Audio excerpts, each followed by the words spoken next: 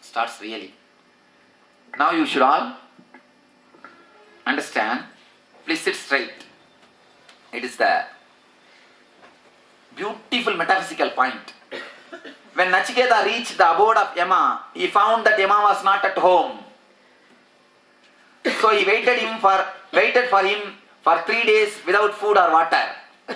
When Yama returned home, his wife said to him, when a Brahmin comes to your home as a guest, know that a divine being has come. So it is our duty to prepare for his rest, to give him our hospitality. The son of Brahmin has been sitting here. He has not eaten for 3 days. Go and receive him with reverence. It's a beautiful. First time ever somebody is going to the abode of Yama. It is always he comes and chases. Even when he comes, you say no. You try to escape. First time Yama is receiving a guest. First time somebody is going to the Yama's house. That is why Yama is not there. See, he never expected a guest can come to his house. It is always he goes as a guest, uninvited guest. Not even invited guest, uninvited guest. And here, the guy is going as a guest. And next statement, that's a beautiful thing. When Nachiketa reached the abode of Yama, he found that Yama was not at home. This has got a deep metaphysical meaning. As long as you are afraid of death only, death will be there as a villain. How you visualize death? Tell me. With a big mustache, black buffalo, and big pasa rope, and a fat body, and sitting on a buffalo, shouting and coming. As long as you are afraid of death, he looks like a villain. And the moment you have a courage to face him, you don't find death. That is what it means. You don't find death as you are afraid of him. As long as you are afraid, you find him as a terrifying thing. As long as you try to escape from him, he is a terrifying villain. The moment you get the courage and face him, go towards him, first thing, you will not find death. It means what? You will not see Yama as you expected. He will not be there like a villain. He will be there like a host. Villain becoming host. Understand? The next statement says, Yama's wife is telling him, go and receive. A Brahmin is waiting for you. When a Brahmin guest is there, you should receive him with reverence. In the East, guest is respected as a god. The taking care of the guest is considered as a highest virtue. That's why they say, Matru Devo Bhava, Pitru Devo Bhava, Acharya Devo Bhava, Aditi Devo Bhava. Mother is God, father is God, Guru, Acharya is God, Aditi, guest is God. Aditi means, you should understand, the man who comes without telling the tithi of his coming. Not the man who gives a ring and tells you, not the man who sends an email, fax, telegram, and then he lands. He is not Aditi. Aditi means who simply comes without informing. So guest is considered as a god. Here, Emma has got a guest.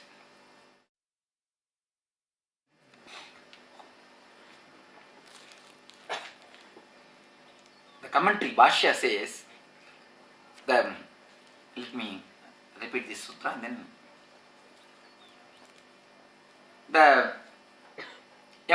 Nachiketa goes and sits there 3 nights without eating food or drinking anything. 3 days and 3 nights. Yama was instructed by the wife and servants to go and receive him. Yama immediately rushes. Oh, I never expected somebody will come as a guest to my house. He ran to receive him. Yama went to Nachiketa and said, Oh Brahmin, you are an honored Aditi, an honored guest. You have stayed at my house for 3 days without food. Therefore, please forgive me. You can ask for 3 wishes from me for each one night. See, first scene, the Yama is not found. Means what? You don't see him as you expect him. He is not there as a villain. Next thing, you are seeing a host, loving host who receives you. Understand? If you are afraid of death and escape from it, he will chase you. If you face him and go into him, go towards him, then immediately he will become a host instead of a villain. And then the next scene, not even a host, he becomes a god. I always tell people, if you resist, death will be the end of your life. If you accept, it will be a beautiful experience of your life. If you welcome, you will become a god and guru who gives you the wealth and the spiritual knowledge. Let me explain. You can see the story says that Yama has become a god now. Instead of being a villain, he became a host and he became a god. And he's asking, take 3 boons. Whatever you want, I will give you. Start facing the death. That is what it means. Don't be afraid of it. Go into the death. I always used to tell in the ASP, for death meditation, this is the basic idea. Nachiketa says, O Yama, as the first of three wishes, I ask that my father Uddalaka may become peaceful, joyous and free from sorrow and anger. When I am sent back to him by you, may he receive me lovingly as his son. See the guy. The father has done all sorts of bad things for him. The worst thing which can be done to a son is go and die. Let you die. That is the best. That is the worst thing you can do. The father has done this type of thing. But what son is asking? O Yama, as the first of the 3 wishes, I ask that my father Uddalaka may become peaceful. You see, he is asking, let him become peaceful. Why? He is violent because he himself is not peaceful. Once he becomes peaceful, then all his violence will disappear. I always tell you, only a masochist can be a sadist, and a sadist can be masochist. If you are torturing yourself, only then you will torture others. If you are torturing others, you will torture yourself also. Because with the same weapon only you handle yourself and others. Don't think you have 2 minds. You have only 1 mind. With that 1 mind only you handle yourself, you handle others. If you are having harsh words to use upon others, you will use the same harsh words only to use upon yourself. Visualize, if you are having all sorts of bad words to throw upon others when they do mistake, you will use the same words when you feel guilty on yourself. If you have done some mistake, you will use the same sharp words on yourself unconsciously. Anger and guilt is one and the same, because the same knife you are using upon the other and upon yourself. So masochist only can be a sadist, and sadist only can be a masochist. Here he is asking, let him become peaceful. Let him become peaceful, joyous and free from sorrow and anger. When I am sent back to him by you, may he receive me lovingly as his son. Yama replied, seeing you returning from the mouth of the death, your father, Uddalaka, inspired by me, will receive you and recognize you as his son. He will be freed from anger and grief and will spend the rest of the days and nights of his life in peace and joy. It's the first boon is given. The second boon, having had his first wish granted, Nachiketa says, O Lord, in heaven there is no fear. Even you, death, are not there. There none are afraid of old age. Those living in heaven are beyond hunger and thirst. Free from all suffering, they are in bliss. O Lord of death, you know the inner fire which is the path to heaven. So tell me, a sincere seeker, the signs of the inner fire, the signs by which those who are in heaven attain to deathless This is my second wish. He is asking the way to reach the heaven, the meditation technique to reach the heaven. He says inner fire means the meditation technique. Outer fire is sacrifice, inner fire is meditation technique. He is asking the way to reach the immortal state. It is actually the way to live in etheric body. Physical body will die, etheric body can never die. It can live forever and ever. So he is asking, please give me a technique to reach the etheric level. So Yama said, O Nachiketa, I know the science of the inner fire which bestows heaven. I will tell it to you so that you may understand it completely. Know that this science will give boundless heavenly joy. This fire is hidden in the innermost sanctum of your heart. Yama then explained the science of the inner fire to Nachiketa, the science which bestows heaven. He explained in detail all the process involved. Having understood it, Yama repeated the details back to Yama, and Yama was satisfied.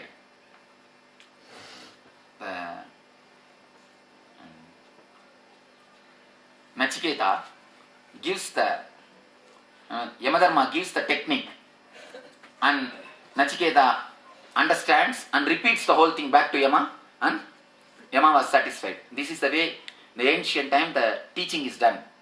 The disciple will be made to repeat so that Yama will understand whether the disciple understood properly or not. Here something is missing. What is missing? Technique is missing. Why? It's not everybody is worthy of receiving the technique unless you're in the state of Nachiketa. Not only that, the science underlying this technique is kept as a secret. Actually, the technique is explained in a 3 different way in this very Upanishad itself. But only a man who is enlightened, who has gone deep into the meditation, can understand what Nachiketa, what the Yamadharma means by the inner fire. I don't bother about qualifications. There are 2 kinds of training, understand. One is training the disciple, filtering. From 5,000 they will choose only 5 and then initiate. Mine is, I initiate all 5,000. In course of time I train, and whomsoever drops, let them drop. It's like a first kind is, beginning itself they filter everything, only few are given. Second thing, everybody is initiated. In course of training, whomsoever drops, they drop. Whomsoever continues, they continue. I go for second type. Why? I feel that everybody should be given a chance. Who are we to judge whether they are qualified or not? Who are we to judge whether they are qualified or not? We cannot judge. We are nobody to judge. Let us give opportunity to everyone. Whomsoever wants to survive, let them survive. Whomsoever wants to catch, let them catch. Other people, let them drop. Now let us have, the beauty is, this technique is preserved just from mouth to mouth.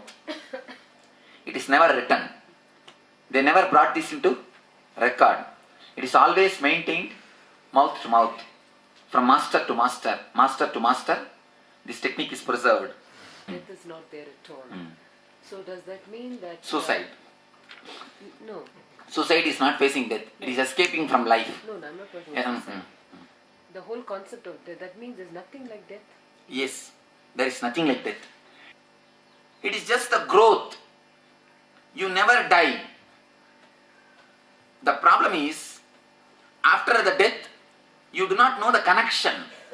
After that, what happens? You do not know the connection. That is why you start suffering. That is the reason you start suffering. Actually, the whole thing continues. The man who understands the whole thing continues is enjoying.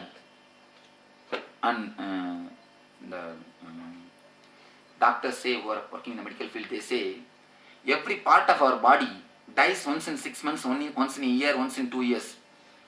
Every part has got certain life lifespan, it gets rejuvenated. The new part comes. You are not worried about that.